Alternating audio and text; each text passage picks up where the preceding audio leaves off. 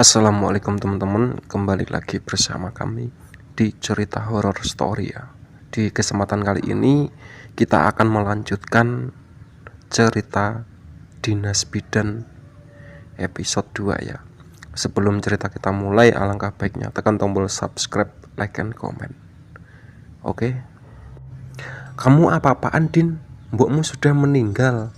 Hargai mbokmu, aku meneriakinya. Mbokku hidup lagi kok, hahaha. Dinda lari-lari kecil mengelilingi jenazah mboknya. Dinda, mbak bilang hargai mbok kamu. Aku menerobos hujan yang kian lebat menghampiri Dinda. Kain kafan mbok Ibah basah kuyup dan kotor. Astagfirullah. Dinda, apa-apaan kamu? Sadar Dinda, sadar. Ku pegang erat kedua tangan agar dia mau diam. Lepasin mbak, dia berontak. Ada apa ini? Pak Rahmat muncul dengan membawa payung. Kenapa jenazah Mbok Ibah ada di sini? Pak Rahmat terkejut melihat jenazah itu. Dia langsung membopong jenazah Mbok Ibah dan membawanya masuk ke dalam rumah. Dinda susah sekali dikendalikan. Dia malah menangis sambil memanggil-manggil mboknya. Pak Rahmat kembali tanpa menggunakan payung. Dia langsung memangku paksa si Dinda yang masih mengamuk. Istighfar Dinda, bentak Pak Rahmat. Aku basah kuyup. Pak Rahmat membawa Dinda masuk ke dalam rumah. Dia membisikkan ayat suci Al-Quran di telinga Dinda. Sementara aku masih syok melihat tingkah Dinda yang tiba-tiba aneh seperti itu. Aku menoleh ke jenazah Mbok Ibah. Kain kafannya harus diganti. Setelah dibacakan ayat suci, akhirnya Dinda melunak. Tatap matanya kosong. Ia tampak kelelahan. Setelah itu aku mendengar suara ledakan kecil dari dapur. Buru-buru ku hampiri sumber suara itu. Makanan pemberian Pak Sukra acak-acakan di lantai. Entah apa yang terjadi. Kenapa bisa begitu? Ada apa mbak? Tanya Pak Rahmat. Nggak tahu pak. Tadi ada ledakan, terus makanan pemberian Pak Sukra tumpah gitu aja. Kayaknya tumpah sama kucing, ucap Pak Rahmat. Ya kali pak, aku langsung membersihkan makanan yang berserak di lantai. Nanti pagi kita ganti kain kafan Mbok Ibah karena sudah kotor, kata Pak Rahmat. Iya pak, udah kotor banget kain kafannya. Keesokan paginya jenazah Mbok Ibah dikuburkan. Tidak banyak warga yang membantu pemakaman itu. Dinda masih menangis meratapi mboknya. Kedua matanya sembab. Aku berkali-kali menasihatinya agar tetap tabah. Setelah pemakaman selesai, aku langsung berangkat ke puskesmas. Jujur saja, sebenarnya aku masih syok dengan kejadian semalam. Tapi aku harus tetap bertugas dan kali ini aku akan pulang tepat waktu. Seperti biasa, puskesmas sepi. Para pegawai di sana kerjaannya hanya main handphone dan ngobrol. Sedangkan aku mengerjakan kembali rancangan untuk penyuluhan. Selamat pagi Mbak Maya, sapa Pak Sukra. Pagi Pak. Saya dengar mboknya Dinda meninggal ya? Dia duduk di sampingku. Iya Pak, semalam dan sudah dimakamkan, kataku sambil menoleh kepadanya. Turut berduka cita ya mbak, ucap Pak Sukra. Iya, kasihan Dinda pak. Aku kembali ke layar laptopku. Makanan istri saya enak gak mbak? Dia kembali membuka obrolan. Duh, maaf pak, aku gak sempat makan pemberian bapak. Soalnya semalam sibuk banget sampai gak ingat makan. Oh begitu ya mbak, gak apa-apa deh, katanya. Kulihat wajah Pak Sukra murung. Maaf ya pak, lain kali pasti saya makan. Iya mbak, gak apa-apa. Nanti pulang saya antar ya. Dia menawarkan diri. Boleh pak, kebetulan saya mau pulang tepat waktu. Aku tersenyum padanya, lalu kembali fokus ke layar laptop. Jam 5 sore aku pulang dibonceng Pak Sukra. Seperti biasa, sepanjang perjalanan dia bercerita segala hal. Sesekali aku menimpali walau sebenarnya aku sedang malas basa-basi. Akhirnya aku tiba di depan rumah Dinda. Pak Sukra langsung pamit. Aku sempat menawarinya untuk mampir, tapi dia menolak. Setelah kematian Mbok Ibah, rumah Dinda semakin hening saja. Aku sempat merinding saat masuk ke rumah itu. Dinda sedang tidak ada di rumah, mungkin dia pergi ke kebun jagung. Aku duduk di kursi kayu sambil menghela nafas lega. Walau tidak ada pasien, tapi hari ini cukup melelahkan karena seharian aku mengerjakan materi penyuluhan. Saat sedang istirahat di kursi, aku mendengar suara kayu yang dicakar. Ada suara erangan dari dapur. Pelan-pelan ku hampiri sumber suara itu. Dinda, gemamku. Dinda merayap di lantai. Kedua matanya hitam semua, ada darah keluar dari mulutnya. Dia kemudian merayapi dinding sambil memperhatikanku. Aku langsung teriak minta tolong. Dinda dikurung di kamar, tubuhnya diikat di atas ranjang. Dia sangat agresif dan membahayakan. Dinda sempat menggigit tangan kananku sampai berdarah. Dinda juga melukai tanganku sendiri dengan pisau. Kata Pak Rahmat, Dinda kerasukan roh jahat yang mencoba melukainya. Lagi-lagi Pak Rahmat membacakan ayat suci. Kali ini dia meninggikan intonasinya bacaan saat menunjuk wajah Dinda. Kedua mata Dinda melotot saat dibacakan ayat kursi. Anehnya, dia malah tertawa sambil menirukan bacaan Pak Rahmat. Aku lebih pintar dari kamu, bentak Dinda sambil mendelik ke wajah Pak Rahmat. Siapa kamu? Keluar sekarang juga dari tubuh anak ini, atau kumusnahkan kau dengan ayat-ayat Allah. Aku Mbok Ibah, bentak Dinda. Alah, kau jin memang suka memfitnah orang yang sudah meninggal. Pak Rahmat kembali membaca ayat suci. Tampak Dinda tertawa-tawa sambil menyeracau tidak jelas. Aku akan menyesatkan kalian semua agar kalian jauh dari Tuhan, kata Dinda dengan wajah menenadah ke langit-langit. Urat lehernya terlihat jelas, ia mengerang seperti kesakitan. Keluar kau, bentak Pak Rahmat sambil mengusap wajah Dinda. Tubuh Dinda yang tadinya mengamuk kini mulai lunak, lalu dia pingsan begitu saja. Aku membuka tali yang mengikat tubuhnya.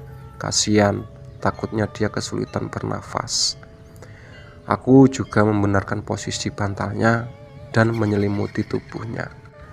Tengah malam saat aku sedang tidur pulas, ada seorang mengetuk pintu kamar. Masih dalam keadaan mengantuk, ku buka pintu itu. Dinda berdiri di depanku dengan ekspresi wajah yang datar. Kamu udah siuman, Din? Tanyaku sambil memicingkan mata. Mbokku pulang, Mbak. Hah? Mbokmu pulang? Mendengar perkataan membuatku kaget setengah mati. Iya, dia di luar, Mbak. Aku jongkok sambil mengelus rambut Dinda. Dinda, mbokmu sudah tenang di surga. Dia gak akan kembali. Aku belum sempat menyelesaikan ucapanku, tiba-tiba ada yang menggedor-gedor pintu rumah. Itu Mbok, mukanya serem banget, Mbak. Perlahan aku mendekati pintu. Semakin lama pintu itu terdengar seperti gedor dengan paksa, seperti ada orang yang sedang marah-marah. Anehnya saat ku intip dari balik jendela, tidak ada siapa-siapa di luar. Mana? Nggak ada, kataku pada Dinda. Di atas, desis Dinda. Ada cairan hitam menetes kepalaku. Aku mendongak, kulihat ada sosok wanita dengan wajah yang hitam pekat sedang menempel di langit-langit ruangan. Dia mengenakan jubah putih, rambutnya juga putih semua. Ada cairan hitam netes dari mulutnya. Aku berteriak lalu lari keluar rumah sambil membawa Dinda. Ku gedor pintu rumah Pak Rahmat, tapi dia tidak mau keluar. Entah kemana perginya Pak Rahmat itu. Aku dan Dinda pun lari ke perkampungan warga untuk meminta tolong.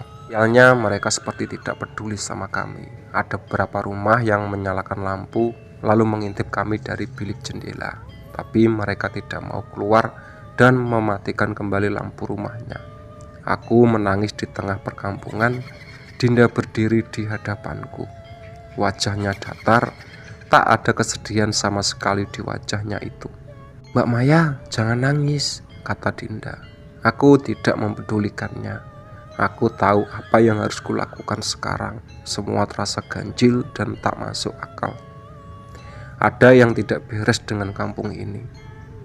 Mbak, dari kejauhan ku dengar suara lelaki memanggilku. Aku sangat mengenali suara itu.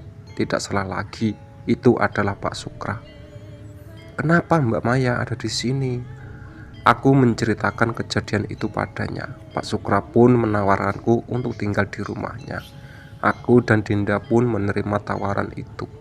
Untuk beberapa hari ini kami akan tinggal di rumah Pak Sukra.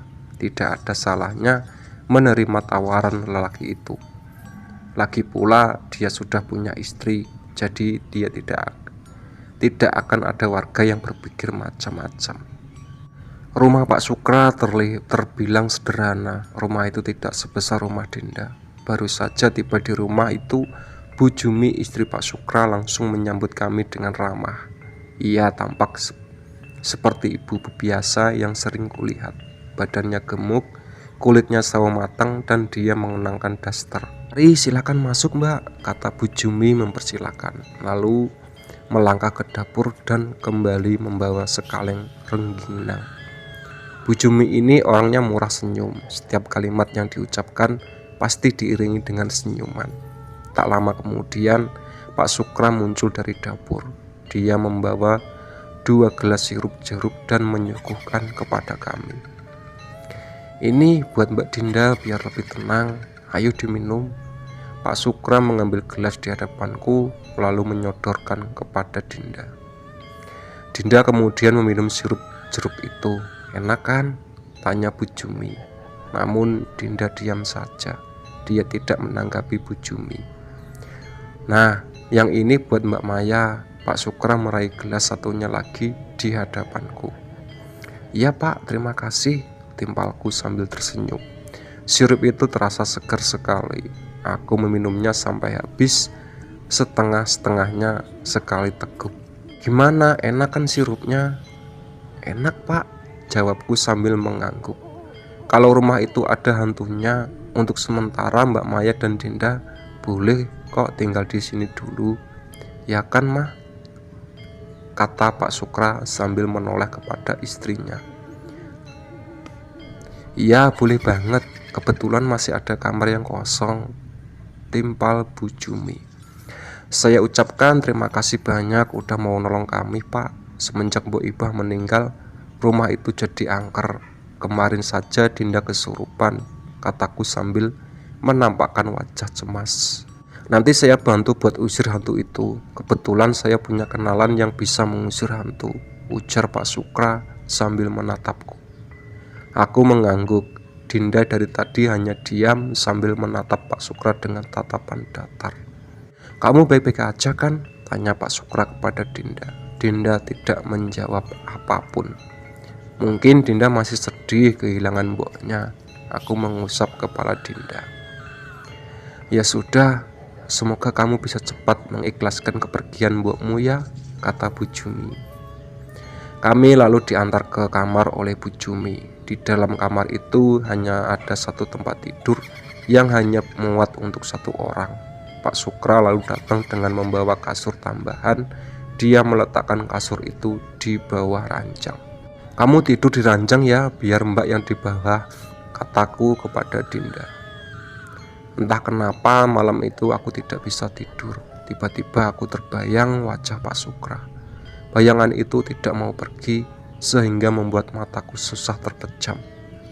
Di luar sayup-sayup kudengar Pak Sukra seperti sedang bergumam membaca mantra-mantra. Aku juga mencium bau kemenyan malam itu. "Mbak Maya," Pak Sukra memanggilku dari bilik pintu kamar. "Iya Pak," jawabku. Seperti ada yang mengendalikan tubuhku. Aku menghampiri Pak Sukra. Dia berdiri di depan pintu sambil tersenyum. Dia mengelus rambutku lalu menyentuh pipi kananku. "Maukah kamu menjadi istri keduaku?" Aku pun mengangguk. Benar-benar seperti ada yang mengendalikanku. Aku tidak tahu menceritakan apa selanjutnya terjadi malam itu. Semuanya seakan tak terkendali, rumit dan susah dijelaskan dengan akal sehat. Pak Sukra ingin mengawiniku. Dulu aku tidak pernah percaya dengan kebenaran ilmu pelet, tapi semenjak kejadian malam itu, aku yakin kalau Pak Sukra mencokokiku dengan ilmu pelet. Paginya aku dan Dinda langsung pamit pulang tanpa menceritakan apapun kepada Bu Jumi. Aku sendiri masih dalam kebingungan, entah antara sadar atau tidak, wajah Pak Sukra masih sedikit terbayang-bayang. Rasanya aku ingin selalu berada di dekat Pak Sukra. Namun di sisi lain, aku merasa bersalah kepada Bu Jumi. Kejadian malam itu benar-benar di luar nalarku. Pagi ini aku tidak masuk kerja karena tiba-tiba badanku demam tinggi. Aku juga minum obat, tapi demamku tidak kunjung reda. Sekarang tubuhku malah menggigil, wajah tampak pucat saat kulihat di cermin. Kantung mataku juga mendadak hitam. Segera aku benamkan diri di atas kasur. Semakin lama tubuhku malah semakin menggigil. Dinda, dengan suara serak ku panggil dia. Iya mbak, sautnya dari luar. Ku dengar langkah kakinya mendekat ke kamarku. Mbak sakit? Tanya Dinda sambil melongokkan kepala dari balik pintu. Iya Dinda, kalau kamu nggak keberatan, tolong ambilkan mbak air hangat ya, pintaku sambil menggigil. Iya mbak, tunggu ya. Tak lama kemudian dia muncul kembali dengan membawa segelas air hangat. Aku meraih gelas itu dan menyeruput airnya. Mbak sakit apa? Sudah minum obat? Dinda duduk di sampingku. Aku demam Din. Sudah tadi ku serahkan kembali gelas itu pada Dinda. Semoga lekas sembuh ya mbak, kata Dinda. Dia lalu keluar dari kamarku. Selang beberapa saat ada seorang yang mengetuk pintu kamar. Ku dengar itu suara Pak Rahmat. Dia pun masuk bersama istrinya, juga Dinda. Mbak Maya sakit? Iya pak, aku tidak bisa berbicara panjang lebar. Keadaanku semakin memburuk. Kamu demam mbak, kata istri Pak Rahmat setelah menyentuh keningku. Aku mau ngomong empat mata sama Pak Rahmat, pintaku.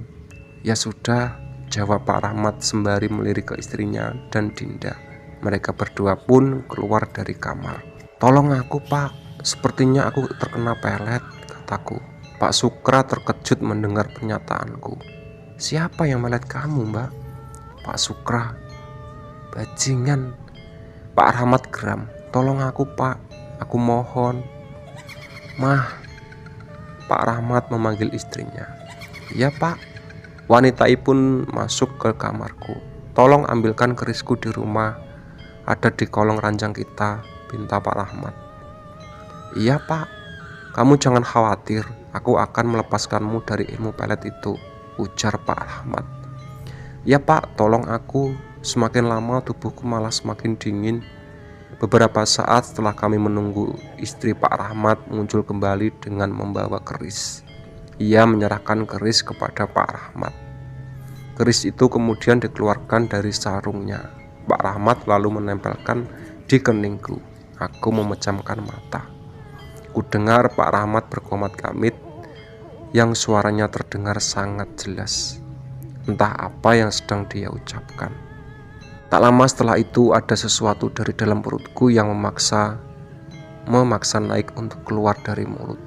Ku buka mulutku lebar-lebar, kedua mataku sampai berair karena menahan sakit. Aku merasa seperti ada benda tajam yang menyayat isi perutku. Saat itu juga dari dalam tenggorokanku keluar untaian rambut sebesar telunjuk orang dewasa. Rambut itu berlumur darah. Pelan-pelan Pak Rahmat menarik benda itu. Panjang rambut itu sekitar 1 meter lebih. Aku muntah-muntah setelah benda itu berhasil keluar dari dalam mulutku. Pak Rahmat kembali berkomat kamit. Aku kembali memuntahkan sesuatu. Kali ini cairan. Itu jelas minuman yang diberikan Pak Sukra kemarin. Kamu benar-benar terkena pelet si Sukra. Pak Rahmat memasukkan kembali kerisnya. Aku mau pulang saja pak, kataku sambil menyeka bercak darah di bibir. Kapan? Tanyaku lagi. Besok saja, semoga keadaanku sudah membaik besok. Ya, kalau Mbak Maya pulang, aku sendirian dong. gerutku Dinda. Kamu nggak akan sendiri kok, kan ada keluarga Pak Rahmat yang baik hati, ujarku. Tak lama kemudian ada seorang yang mengetuk pintu.